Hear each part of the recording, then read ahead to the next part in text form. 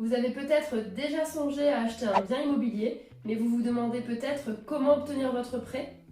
Aujourd'hui, nous avons fait appel à Caroline, courtière en prêt immobilier, afin de vous donner les 5 étapes clés pour obtenir votre financement.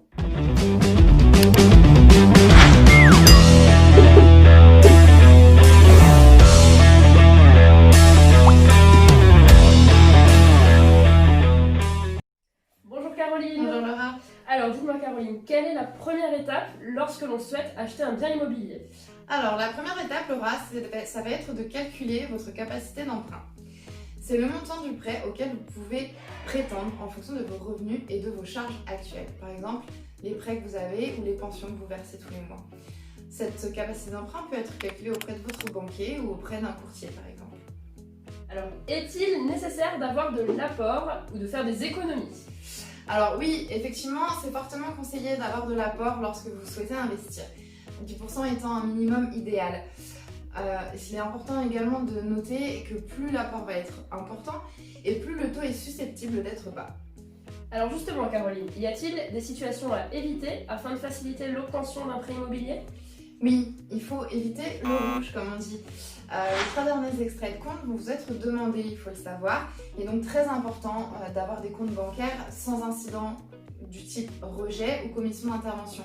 C'est-à-dire qu'il ne faut pas dépasser votre découvert autorisé, avoir des prélèvements de frais annexes sur les 3 derniers mois du coup. C'est vraiment primordial pour obtenir un accord de prêt. Alors comment doit-on procéder pour appuyer notre demande de financement?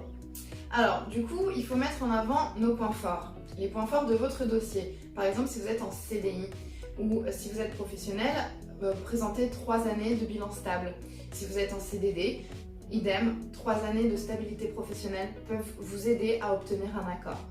Le fait également de ne pas avoir de pré-consommation est un point fort, ou le fait d'épargner régulièrement, là aussi. Et enfin Caroline, comment peut-on faire pour obtenir les conditions les plus intéressantes? Tout simplement en mettant les banques en concurrence. C'est exactement le rôle du courtier, préparer un argumentaire, mettre en valeur les points forts de votre dossier, de votre situation, et aller exposer votre projet aux différents partenaires bancaires.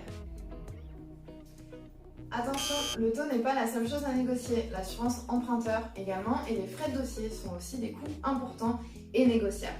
N'hésitez pas à vous faire accompagner par des professionnels de confiance pour votre projet. Merci Caroline pour votre intervention, pour ces précieux conseils pour l'obtention d'un financement. Maintenant, si effectivement nous avons besoin de vous joindre, comment pouvons-nous procéder?